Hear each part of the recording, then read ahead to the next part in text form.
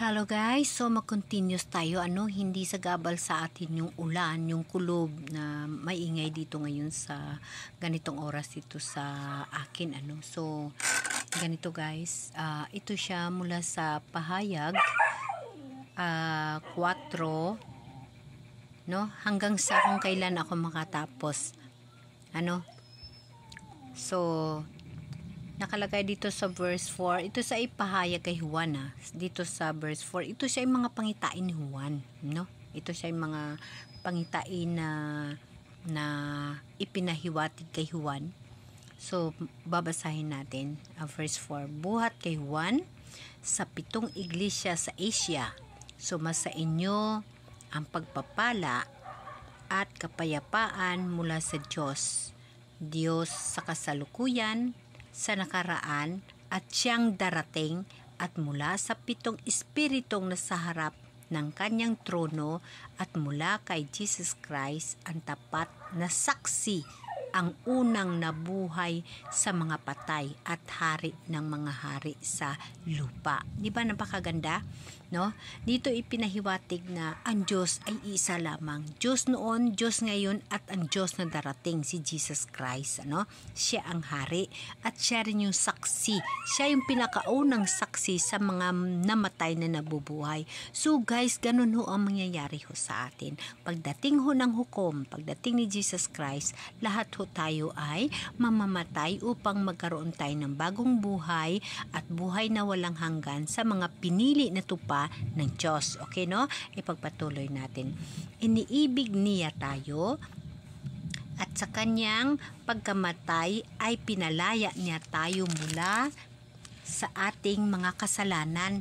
So guys, maliwanag na dahil namatay si Jesus Christ sa cross, pinatawad niya yung ating mga kasalanan. Kaya guys, ikaw, ako, tayong lahat, kung ano man ang makasalanan mo ngayon sa oras na ito, pinatawad na ka na ng Diyos. So, wag mo nang ipananatili pa na magkaroon ng another kasalanan. No? Narinig mo ito, alam mo na pinapatawad ka ng Diyos. Wag mo nang ituloy ang mga pagkakamali. So, continuous tayo. Ginawa niya tayong isang liping maharlika upang maglingkod sa Diyos at sa kanyang Ama bilang mga siserdote kay Hesukristo, ang kapurihan at kapangyarihan magpakailanman. Amen. Pagpatuloy ko. Pakatandaan ninyo, darating siyang nasa mga alapaap, makikita ng lahat, pati ng umulos sa kanyang tagiliran, dahil sa kanya iiyak ang lahat na lipi sa lupa. Magkagayon. Amen. Diba? Pagpatuloy natin. Ako ang Alpha at ang Omega, wika ng Panginoong Diyos na makapangyarihan sa lahat, Diyos sa kasalukuyan at nakaraan, at siyang darating. So guys, lagi nating tatandaan na ang Diyos iisa. Diyos noon, Diyos ngayon, at Diyos na darating. Ang Diyos noong panahon, si Jesus Christ,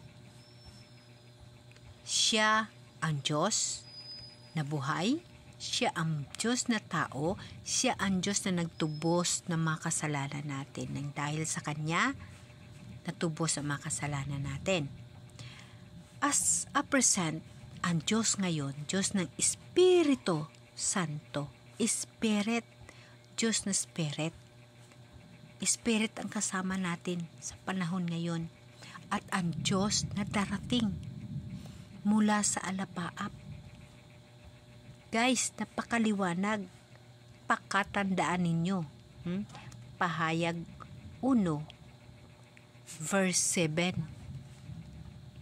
Pakatandaan ninyo, darating siya na nasa mga alapaap. Guys, nandyan, nakapropesiya ho yun. So, kailangan na natin ipagpatuloy ang pagbasa upang maunawaan natin. Ngayon, itong binasa natin, ito yung pagbati sa 7 iglesia. Sa pahayag kay Juan, verse 4 hanggang sa 8, no? Ito guys, nakasaad dito, kung maalaala ninyo, ang iglesia ay tinutukoy sa simbahan, tinutukoy sa isang grupo o sa isang manampalataya.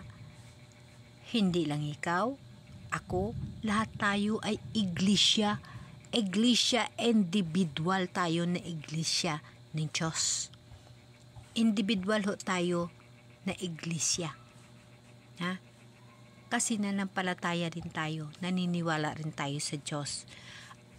Ang iglesia, isang grupo, hindi lamang sa tinatawag na iglesia na mga reliyon, iglesia na kung anong bagay, kundi isang iglesia na individual na mayroong panampalataya sa Diyos.